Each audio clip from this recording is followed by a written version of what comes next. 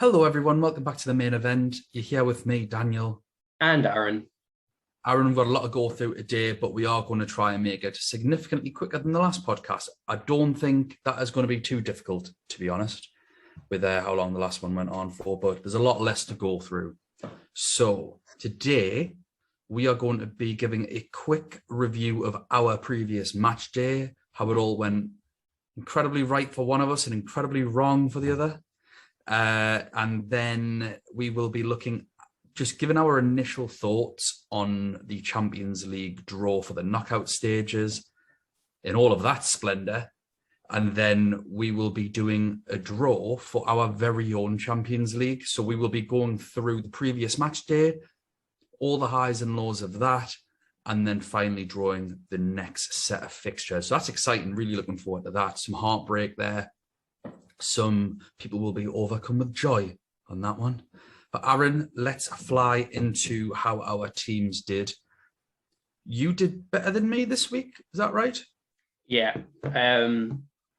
So am I going for... Luckily, it wasn't by much, though, because I took a -4. But we'll start with your team, Limitless. Talk us through your Limitless. Went really badly. First of all, so Tuesday I was in the office. So I've been going to the office every Tuesday. And we had this big day at work.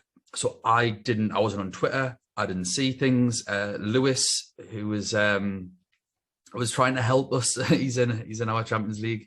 He was trying to message me saying Daniel Chesney is not playing. And people were sort of questioning, did I not see any of the pressers? The answer to that question is no, I didn't see anything. I had to make my team, I think, on Monday morning, and all week was crazy. I was applying for a job within my company. I had to be a very, very good employee. So this week was not my best. And if I hadn't made any changes, I looked at what I would have done in terms of substitutions to be really fair, not just, who's the best team I could have picked. It was like, right, these would have got these scores. I would have taken these out. And I would have got 79 without even having a captain. I decided to leave the captaincy blank. Even if I picked my worst player out of those, it would have been a 2-pointer. So that would have been 81 at the very least. So that's a bit of a kick in the teeth. I went for Donnarumma and Marquinhos. They did okay, but it was just that one goal by Lang absolutely stitched me up out of the 8 points. So I'm really gutted with that. Obviously, Chesney didn't play. Bonucci got his 8 points. I figured he would. Grimaldo, clean sheet, wasn't very attacking. It was the guy on the right-hand side that was involved in everything. Mandava conceding towards the end in a game that they were controlling, again, just to wind me up, just little points lost. Foden subbed off with an injury. Munya subbed off at halftime. Like, Munya had a clean sheet in the bag. They won 4-5-0, whatever it was, ridiculous. I turned it off. I didn't actually see any of the games on the Tuesday night. I had to just watch highlights, which is the first time in a while. Because again, I was that busy. It's not just I didn't have time to prep. I didn't have time to watch anything on the Tuesday. Mahrez came good. Salah came good with the small ones in Kunku. 3 points, whatever. Take it. Dybala was the big nightmare. So I had Mahrez as captain. And I listened to too much noise, Aaron. I did what we've talked about so many times before. I didn't play at my game. And you were the only person that I messaged that said, don't change to Dybala. That is not your game. You've always said 7 points is the limit. I think it's because I hadn't seen any of the games on the night before. I was like, I want some excitement. It's been stressful. And you got subbed off at halftime. That was a disaster. Messi or Mbappe, flip of a coin. I went Messi. I can't be too unhappy. Mbappe got 14. It's like, I think he got 14. It was a 15. It's a couple of points. It doesn't matter. And Lewandowski with another return. Nothing too major, but arguably might have helped if anyone was captaining him second day. I didn't want him to go off. And Goncalves didn't play either. And a few people had mentioned that. When I got onto Twitter on Wednesday, I saw that people had said, don't trust Goncalves. He's not going to play, blah, blah, blah. I'm sorry, I didn't see it. I wish I had have. And then I definitely wouldn't have had Chesney, and I definitely wouldn't have had Goncalves. But it is what it is. In terms of my ranks, do you have my ranks up there or no? I'm down to 349 in the world, which, if someone had said to me, Dan, do you want to take 349 in the world going into the knockouts? I'd bit your hand off for it. So although it's disappointing to drop a few hundred places, looking at it overall, it's not a bad place to be. So I'm not too down about it. It just is what it is. So yeah, I'm obviously not happy about it because I'm greedy, but happy days. England 18th, down to 18th in England, which still again is very good. I've got to accept that it is good. It just doesn't feel so good. How did you do, Aaron? So my team, thankfully, I did get lucky with my captain. First time I think this season. Thankfully, took a -4. Literally 2 minutes before the deadline. My transfers were Trent to Grimaldo, and then Jorginho to Mahrez, which good transfers, as we'd received word that they were getting rested. And I did that with and I didn't need to take the hit. But then I was like, I've bigged up Dybala so much on the preview podcast, and Lautaro, I just need him out my team. So he could, and literally with 2 minutes left of the deadline, near the end of my PT session, hopefully she's not watching this, just opened up the app during one of her rests and substituted Dybala, transferred in Dybala for Lautaro. And even though Lautaro only got 2 points because of that -4, I would have finished on 71 points, which would have been big. In terms of my rank, I'm finally into 5 digits again, which is good. I climbed up 40,000 places, and I'm now 94,000 in the world, something like that. So a lot of work needs doing, but obviously we've got the wild card, and we'll talk about the draw, but that might actually... The wild card. There's no we involved in this wild card. You have a wild card. Yeah, apparently I'm a dual personality, I guess.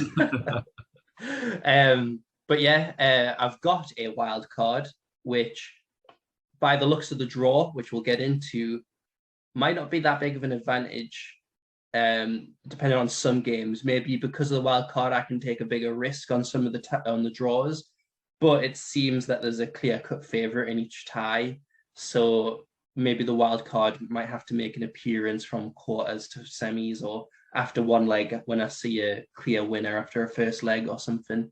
So that'll be interesting going forward. But overall, I'm okay with that, because we'll see as the Creators Champions League as we get onto it. That was a good result and good score. So yeah, that's me.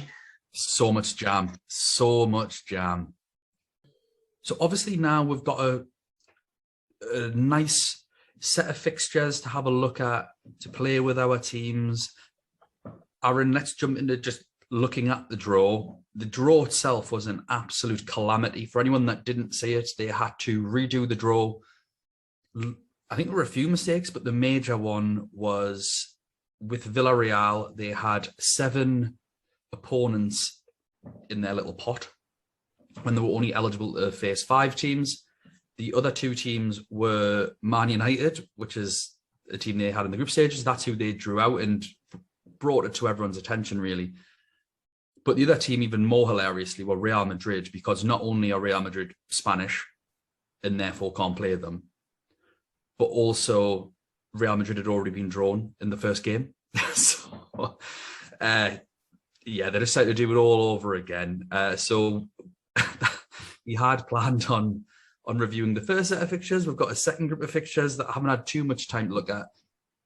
I personally am happier with the second group of fixtures. Aaron, I imagine you were happier with the first group, and that is because you have a wild card and I don't. And for planning, this is way better. Now, there are some teams where enablers are going to be less possible, but we should all have enough money at this stage to afford a really good team regardless. And ultimately, even if your enabler goes through in this round, how far you're expecting them to get, it's really hard to manage transfers at this stage and maximize points. It's a fine balance. In Aaron, that's where we've always had the advantage with the wild card at this stage. That being said, I think because of how the groups have fallen, I think a lot of teams are going to look fairly similar. There's going to be some places that we can't quite decide. Ajax, for example, do you go for Haller? Do you go for Antony? Do you go for Tadic? Do you go for Berghaus? Things like that might be, a bit different between teams. But other than that, I can see people piling in. So let's start. And we'll try and make all of this brief. It's in 2 months' time. It's pointless doing a deep dive into any of this. Salzburg versus Bayern. Got any initial thoughts? Bayern Munich will definitely, even though they were probably the favourites in both sets of draws, they're probably definitely happier with this one. Definitely makes Bayern Munich assets. I mean, they were always a must, but it makes even the dead teams who just leave their captaincy on Lewandowski, makes it harder to climb rank. That's what I was thinking with this draw. How many Bayern Munich players do you think you're going to go for?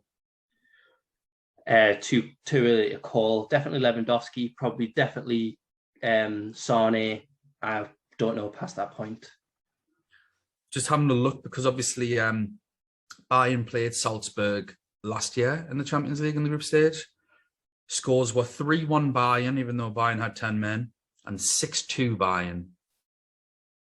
So if that's anything to go off, I imagine I'm having at least 3, if not 4. My 3 that are fairly nailed on are Koeman at 8 point whatever he is, Sané, top goal scorer, or point scorer, of all players in the groups, and King Lever.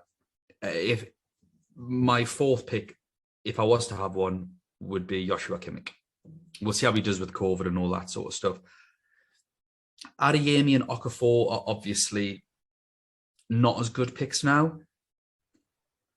I definitely wouldn't go Adeyemi, but Okafor, you've got to ask yourselves the question. He's very cheap, very, very cheap, around 5 million, which I think is, and he plays up front. And Salzburg scored in both games against Bayern in last season's Champions League. So there is a chance for him to score. But let's say they get knocked out, which I think we all think they might. Where do you go from Okafor? Like, which player at that price point do you then go to buy, or do you have to rip your team up? Just think about it. It's up to you. Whatever you want to do. Okafor, I did a draft just for fun a few nights ago, and Okafor was in there as a placeholder. I don't know whether there will be any more, but we'll just have to see. On to who do you think's going to win? I'm guessing you think Bayern Munich's going to go through. Yeah. Sporting v City. Anything on this? No, not really. Tough draw for Sporting, obviously. City probably they were happy regardless of which draw went ahead. When they were drawn both times, I saw the live chat on YouTube saying rigged. A lot of unhappy fans.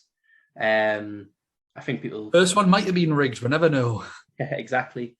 But I think Man City will be happy with the draw regardless. They've got such a big squad. I think the thing I'm happier with is that this is one of the first few ties drawn, which means it's more likely to be put in the first day, which means we'll get to see the lineups hopefully. But it's too early at this point. I think it has to look into scheduling and other games around that kind of time of year and stuff like that. So hoping that it correlates to when they're played, but too early to kind of look into how many Man City players to get at this point. I kind of have a little bit more freedom with that in terms of the wild card, but with you're probably looking at potentially loading up on Bayern Munich and Man City because these are favourable ties. Yeah, I think for Man City midfielders, we've got to look at the time. Pep historically has just chosen his strongest teams. He's messed around entirely with formations and all this sort of nonsense. But in terms of the starting 11, he does tend to go strong and he usually goes weaker in the Premier League. Obviously, the Premier League is very tight at the minute. It's 2 months. We don't know.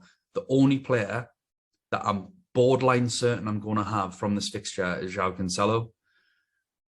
Gonçalves is currently out for me. And it's because of his price, and I don't think he's going to go through.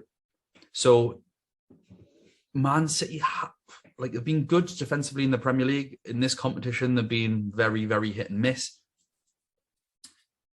So I'm not too sure, but I think João Cancelo, with his attack and return potential, he's been an absolute beast in this competition so far.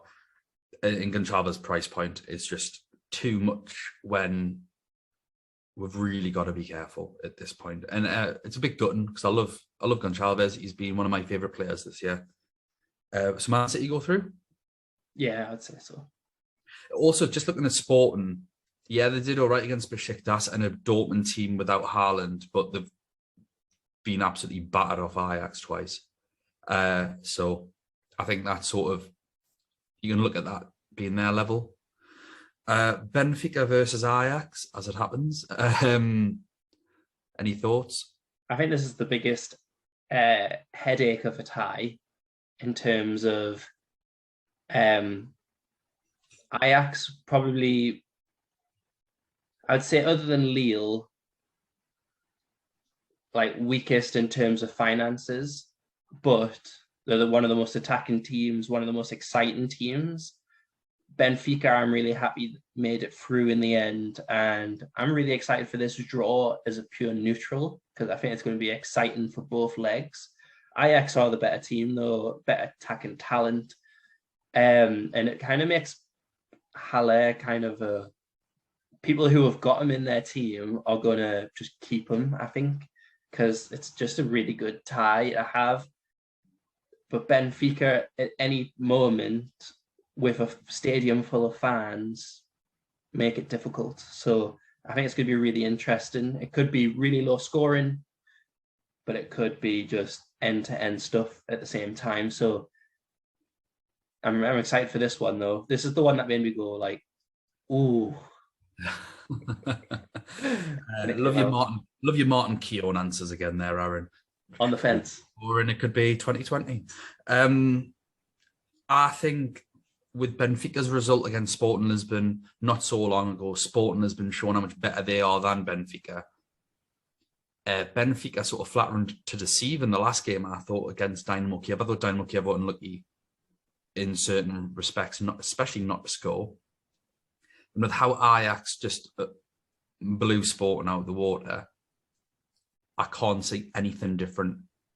I think an Ajax forward is an absolute must. One of them, pick one. It might not be Haller that gets the goal, and it might be. It's unfortunate, and I think that's where a lot of the differentials want to come from. I'm not too keen on an Ajax defender, but if Pasveer is, Pasveer is quite cheap. I'll have to have a look at goalkeepers. He'd be the one I'm more inclined to go with. I know Mazraoui can get attacking returns, but Benfica could score. Like Ajax haven't looked great defensively. I know they've kept a few clean sheets, but when they have, they've not looked secure. But I'm going Ajax to go through. Are you? Yeah. Chelsea, Lille, drawn twice. This is definitely what fantasy owners wanted. It's what Chelsea wanted. It's what none of the other first seeds wanted, other than PSG. They obviously couldn't be drawn. I think it's the best tie Chelsea could have got. Are you excited for the game? First thing that came to mind was that if Chelsea are able to get back to their best, then it makes players like Chilwell, who will be fit by then, and Reece James kind of. Will he be fit by then, Aaron? Have you had some inside news that he's definitely going to be fit in 2 months? Well, they said they would assess it in 6 weeks. So they've got him on one rehab program, and then they'll do some fitness tests just with the nature of the injury. If them tests do not show signs of progressing, then surgery will be required. But they wouldn't have put him on this one if there wasn't like a percentage chance that he could make it back within the 6 weeks. So mid-Jan is apparently the current timeline, but again, it depends on the tests at the start of January. So it really just depends. If not, they're going to sign a left wing back in the window. So that'll be exciting. Oh, they might just bring Emerson back. I think this is definitely now Antonio Rudiger's time, providing nothing goes wrong with his contract situation in terms of him booting off or not having one or performances dip. But Chelsea defence is now looking very good. They do actually have some fairly cheapish options in like Azpilicueta. I want Rudiger because I feel like he's the most nailed. and that's all I care about. Maybe Reece James will look at his price, despite his current row of zeros in FPL. Lille, I'm not too interested. I was looking at Lille's goalkeeper because I think he's really cheap. He's like sub 5 million. But they would have had to have got a good draw. And I don't even think there were many good draws that they could have had by the time it was pulled out. But if they had got a better draw, then that would have been an interesting choice. But probably going to avoid now. Yeah, I would say so. I think they've always kind of been that team to avoid. Not many Lille players in our teams. Yeah. Chelsea to go through? Yeah, for me. Atletico Madrid, Man United? Eesh. Cristiano Ronaldo loves scoring against Atletico Madrid. Yeah. Man United definitely prefer this draw, don't they? Atletico Madrid, the thing is that I feel with Atletico Madrid is that in the group stage, they never look a decent team. Like I remember when Liverpool drew them a couple seasons ago, they were kind of like Liverpool are going to batter them. And just something happens over winter where Atletico Madrid just become a good team. Like all the players just lived up to their potential. And this is one of them games where we're going to have to see where both teams are after this little, well, between the gap, between the January fixtures and the winter break, etc. It's going to be one of them where does Rangnick have his tactics implemented yet? Or are Atletico Madrid a good team? If it's currently against each other, I would probably have Man U to win. But it's going to be... Have you been watching them recently? They are terrible. But Atletico Madrid, though, they looked awful against Real Madrid this weekend. Yeah, but Real Madrid are a slightly better team than Norwich. Yeah, that's true. But I think it's over the course of the season, from what I've seen with AC Milan and Porto, stuff like that. That's probably why I've got them. Are you picking anyone? Are you picking anyone from this game? That's the question. I will be picking...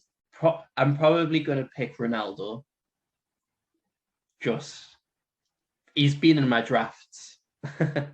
So we'll see if he stays there. It depends on the other games. We'll see. If you bottle it, won't we? Yeah. I think he'll score, but I think Atletico Madrid are going to go through quite comfortably, unless Man United really change. If Man United and Rangnick manages to, enforce his way of playing without them looking absolutely shattered after 20 minutes in a game, then maybe they were appalling against Norwich. I mean, really appalling. So if it was at the minute, I know that Atletico aren't very good at the minute, but just I just think it's their experience, the manager's experience. Obviously, I know Ronaldo is Mr. Champions League, but the rest of that team don't have an abundance of Champions League knockout experience. Do you have any? Maybe Sancho for a couple of games. For Varane, but he's not been fit. Pogba, if he ever plays again. So it's just when you go through them, I just think, well, Atletico Madrid have just got so much experience. They've got a great manager. That being said, I don't know if I'll pick any of their players because I can't see them getting any further unless they get an absolute dynamite quarterfinal against like Villarreal or Juventus or something. Like they're playing each other. So if they get the winner of that, terrific. Maybe I was going to say the winner of Benfica or Ajax. I think Ajax would have the lives. Maybe against Chelsea, that'll be low scoring. So their defenders are quite cheap. I think Savic is quite cheap. So if I was going to go for anyone, I'd go for an enabling defender. I'd probably avoid everyone else. Ronaldo's the only pick for Man United that I like the look of, but I think he's a transfer out immediately after when Atletico Madrid knock them out, personally. But are you going for Man United to go through? Yeah. Ooh, finding a difference. Villarreal versus Juventus. Danjuma all the way. against Juventus. They aren't great defensively. Like, they've been better in the league, haven't they? They have been better, but Yeah, with Allegri, this is normally the time of year when they start to click, and then they'll go on like a big unbeaten run in the league. I think what's going to happen though, and there's a stat that I pulled out last year where Juventus have progressed 11 out of 13 ties where they've had to come back from behind in the second leg. So their Champions League comebacks and Juventus go hand in hand. So the fact that Villarreal have got the first game at home, they'll probably win. Danjuma's probably straighten our teams. Then Juventus will have to pull it out the bag second leg, and it's whether they can do it enough. So I'm sure that stat will get pulled out to make sure I quoted the right numbers. But if you look through historically, especially with Allegri, Juventus have to come back in the second leg quite a lot. But their team, this has to be the worst Juventus team of our lifetime, surely. Surely. I wouldn't know lifetime. When they're in Serie B for cheating. Yeah. Like, other than that. In recent memory, though, definitely, like, they're not... and they'll blame it on Ronaldo, but they're definitely not the same Italian power that they were. They're lucky to make it into the top four this year, so...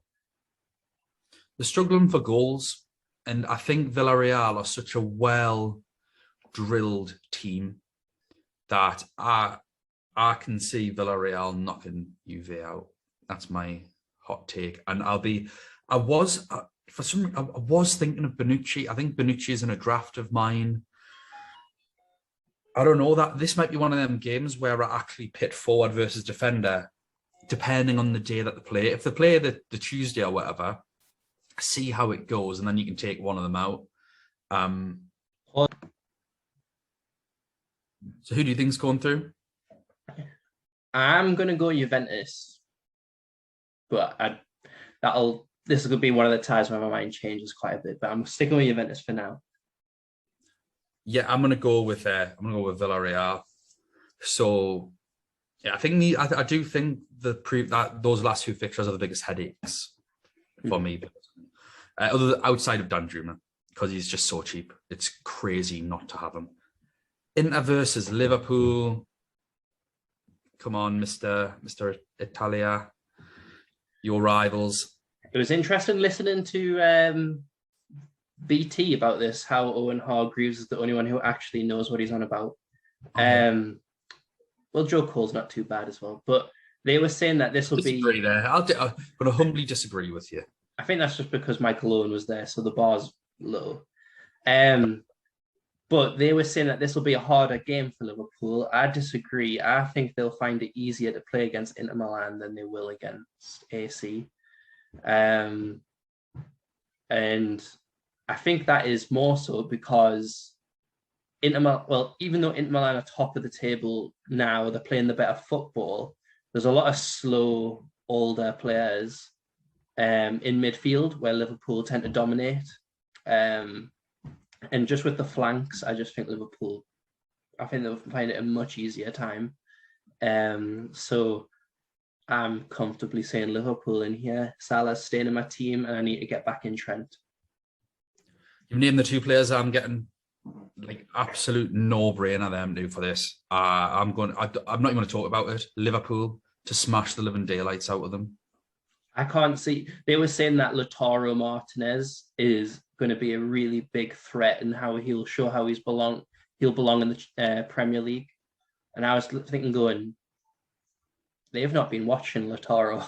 No, he's but not to go too off topic. I was watching the BT Sport for the draw, so I was watching their analysis. They were talking about the away goals, and everyone can have their own opinion on the away goals. That's absolutely fine. You'll like the new rules, you won't like the new rules, you don't really care about the new rules. But Joe Cole's justification for it was all teams now like to play a more attacking style of football. Like, that is not true. That is objectively not true. What Atletico Madrid play attacking football, do they? Lille play attacking football, do they? Like, do you watch these teams play? You're absolutely insane. Like, I don't know what... Anyway, frustrating. Frustrating. Let's move Liverpool to on. go through though on this one comfortably. Right, we've got Paris versus Real Madrid, the last game. Paris will be devastated that they couldn't get Man United. And I don't think Real Madrid are going to be too happy either, as I think they had a more favourable fixture against Benfica. Messi back at the Bernabeu, where he's done fair whack of damage in the past. So many storylines, like Ramos returning, Mbappe potentially signing a pre-contract with Real Madrid in January. Poch was shortlisted. I'm quite interested with the Sergio Ramos one, not going to lie. Hopefully he's fit. I think him playing against... Yeah, exactly. Thing is, if Mbappe signs that pre-contract, Neymar, I mean, he's scheduled to be injured around that time, isn't he? So obviously, it's his sister's birthday, of course he is. To be fair, on this occasion, I have seen the injury. It was awful. So yeah, I know. And so, and Real Madrid are playing pretty well. Vinicius Jr. playing really, really well. Benzema going to Paris.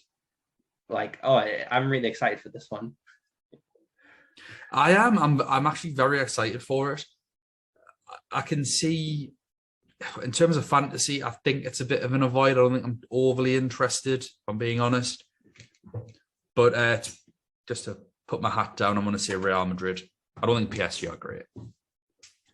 No, I think Real Madrid will get through because unless something drastic happens where Paris can click, I just think there's too much at stake. I think a lot of it depends on Mbappe's contract, because I can see if he signs that pre-contract with Real Madrid, I can almost, it depends how much of a backbone Poch has, but he might not even play him.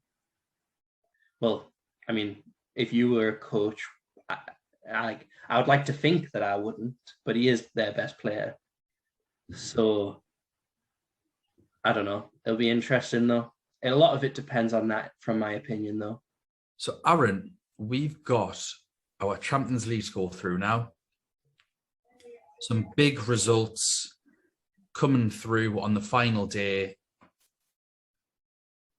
Just absolute chaos within the groups themselves. So we'll go through the results and then we'll have a look to see what the hell all of this means. But there have been some major upsets. So we've got, first of all, Kevin Wolf beating Steve Bird 94 points to 85. And at FPL_Dylan losing to FPL Swede 70 points to 71. So in terms of that group, do I have the groups later on, Aaron? Am I just going through all the scores? Yeah, just the scores. We'll bring up the groups later. Okay. Nitesh beat FPL_Canadian Dylan 72 to 71. Raj lost to Matt 74 points to 75. Viali beat Kaidos 88 to 85. FPL Rossoneri Nick beat Cameron 98 points to 86. I beat the Krisk in, that must be the worst game of the week, 63 to 47. I've absolutely fluked that. And Kush beat Hunt FPL 66 to 63. We've then got Zay beating Danny 81 points to 77. We've got FF_Titan losing to FPL Fraser. That was 63-48. Abdul, big score, 98 in a week of fairly low scores, beating FPL Fax 98-74. Nathan with 93 losing to Ahmed, who had 99. I think that was the highest of the week for everyone in our group. 1 point off the 100 club there. FPL Austria beating Fantasy Football Frogs 64 points to 55. That was another low scoring game. JPC C Silver 75 beating UCL Fantasy Guide with 42 points. FPL Tora, this is it, Aaron. 65 points, getting beat off you with 66 points. It all came down to that Atalanta goalkeeper. And then when Dan Jumo kept scoring for fun, I was like, just don't get a minus. Don't get a minus. And then Lewis at FPL Reactions, 92 points doing you a favour, beating Ari with 88. Total chaos in that last group. That last group is absolutely insane, by the way. So we'll go on to the groups here. So Steve, he was through anyway, I believe. So he goes through with 10 points. FPL Swede on the final day with that final win, getting up to 9 points, knocking out Kevin on points difference alone. That's how close that group was. So congratulations, Steve. Congratulations, Swede. Unlucky Kevin. Dylan, again, actually very unlucky. I think you played Sweden the last game, and if you'd won that one, you'd be going through. So that was an amazing group. Thank you all so much. You've made that one really, really interesting. And Dylan as well with a positive goal difference. That must sting. Next, Nitesh and Matt at Leafy Dragon. 12 and 10 going through. Matt looked down and out at one point. Well done, mate, getting through. Raj, really unlucky with 8 points. That was so close towards the end. And was that Matt beating Raj? But Matt won on the final day to get through, so well done. And FPL and so Canadian. Obviously, we knew that you were out anyway, but thanks again so much. Nick qualifying top. But the big news here is Kaitis goes through in second place, qualifying over last year's winner, number 1 overall ranked in the world for last season, Villarreal. It came down to points difference, both of 9 points in just 14 difference. That's how close that was. Well done to the players. That was an exciting finish, to say the least. In Cameron, a fair play for getting 6 points in that group, Cameron. Hideous points difference. I think it would have required an absolute miracle for you to get out of that. But well done, mate. I absolutely cheesed the 3 points to extend my lead. I barely count. Then everything else very, very tight. At Hunt FPL, nicking in on the last day with 3 points. It basically came down to who won out with those teams. So well done. Congratulations, Hunt FPL. Kush, Chris, thank you so much. That was a really, really competitive group. And it just came down to a bit of luck here and there, I think, for some of those games. So thank you so much. Well done, everyone. Group E. FF_Titan and Zay both go through, well deserved for 12 points. Danny just getting knocked out with 9. That's unlucky. That's enough to qualify from other groups. And with a 30 points difference as well, you've absolutely smashed some weeks. I think that's just how the fixtures have fallen for you. Hopefully you can play next year. You've added some great value. Fraser, thank you so much for playing. Obviously, we knew at this point that you were out at this stage, but thanks again for competing with everyone.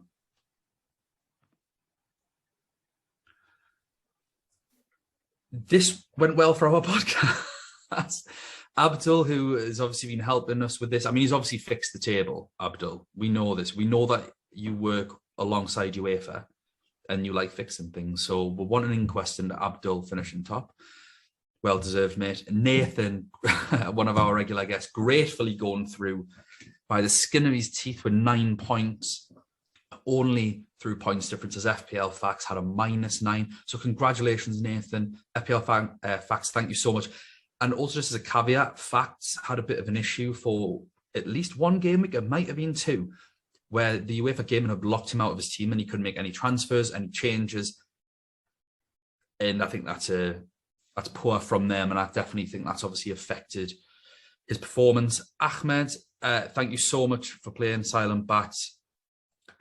Nothing wrong with that at all, getting 6 points in a very difficult group. Group G, FPL Austria, everyone's favourite thread, qualifying top of the league, thanks to his points difference, just above UCL Fantasy Guide. 15 points difference in total for that one. But both finishing with 12 points overall. Really, really strong. Fantasy Football Frog, JPCC, Silver. I'm glad I don't have to say your name anymore. But thank you so much both for playing. And unlucky, just the way it goes sometimes. And here it is. Here it is, the group of death. This is absolutely insane. So Lewis qualified top. Well done to you, mate, at FPL reactions. 15 points, absolutely smashed that. But Aaron has came back from the dead, qualified with a minus 66 points different, which is an utter disgrace. And there will be an inquest.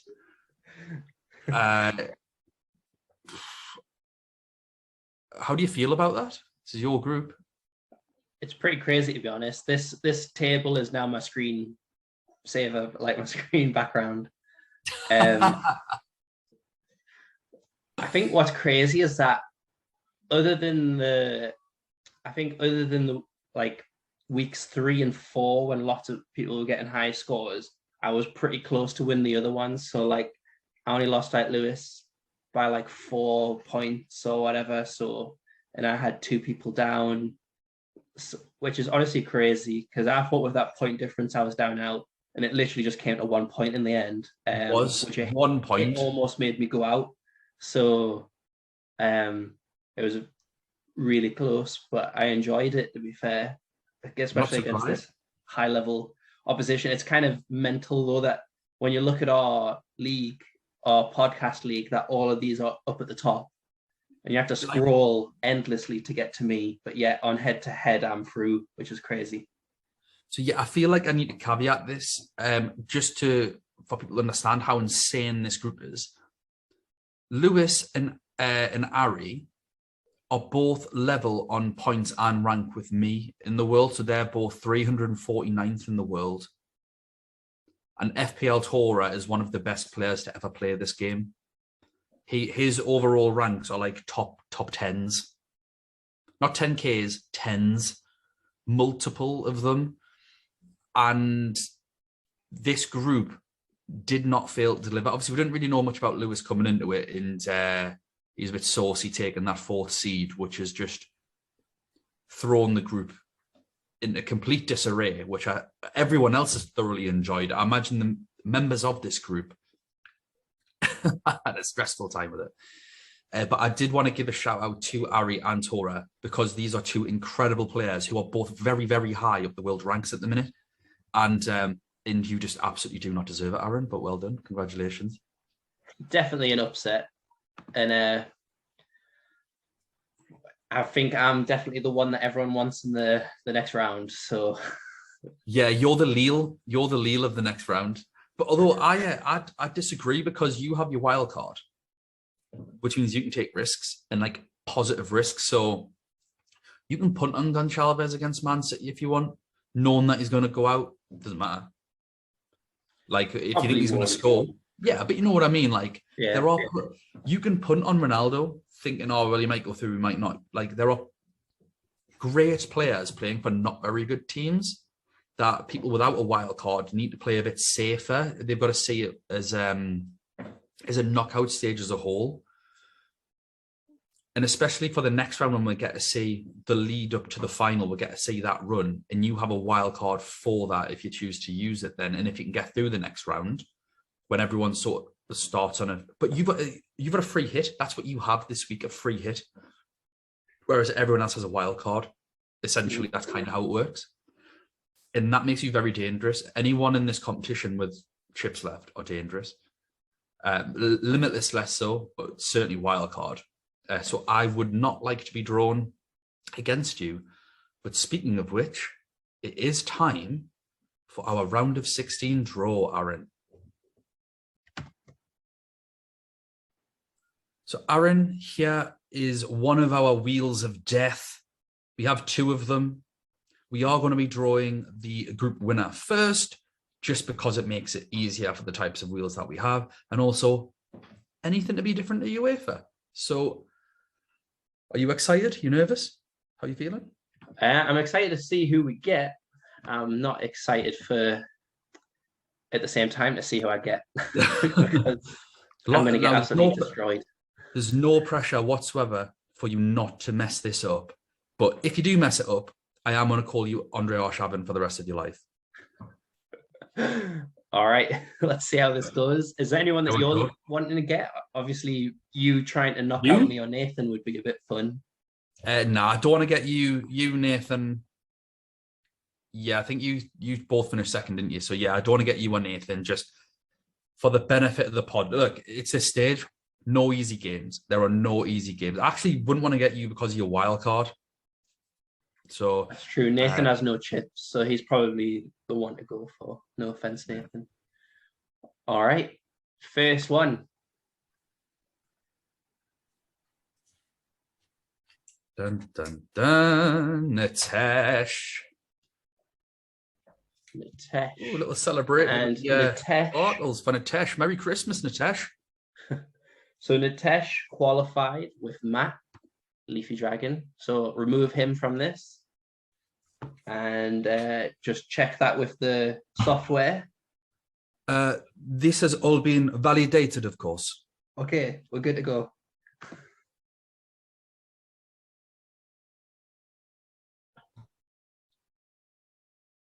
Oh. Straight out the bag for Aaron. All right, so that's me.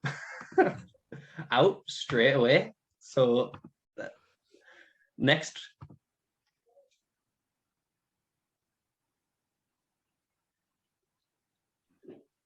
This is the worst spinning wheel I've ever seen. But no idea when it's going to stop or when it's just lagged. But it's Titan, FF Titan. And Titan qualified with Z, so Z will be removed.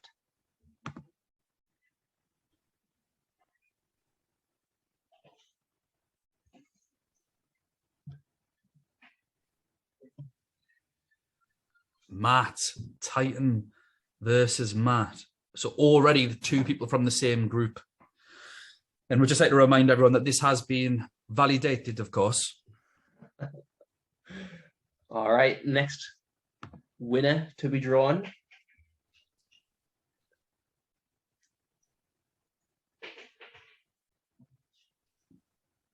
Oh, but slowing down, Lewis. Whoever gets Lewis, Requiescat and Patchy, best of luck. So Z is back in. I was the runner-up in that group, and I've already been drawn. This has been validated, of course. Oh, that's a good matchup. Swede. Oosh.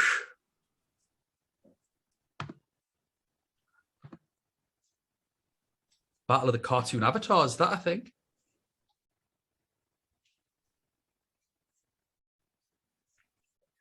FPL Austria. That's an unfortunate colour match, that, with Steve Bird there. I call a fix how it's removed one of each colour. Yeah, fixed. It's fixed. It's not validated. Fake Ranieri was lying. All right, so he drew against UCL Fantasy Guide, so he has one of these four to play.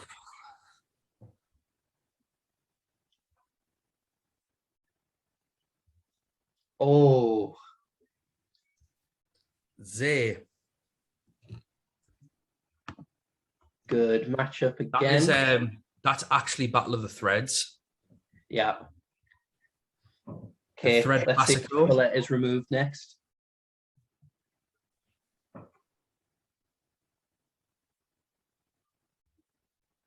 Abdullah Steve. Oh, it's tight. It's Abdul. And then he qualified with Nathan. So Nathan is removed.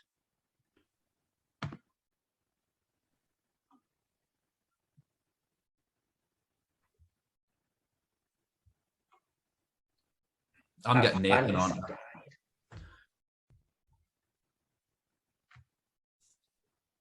I'm definitely getting Nathan on. That's going to be a pain. Like the PSG, they just know who they're going to get. Oh, it's you. Myself. Here we go.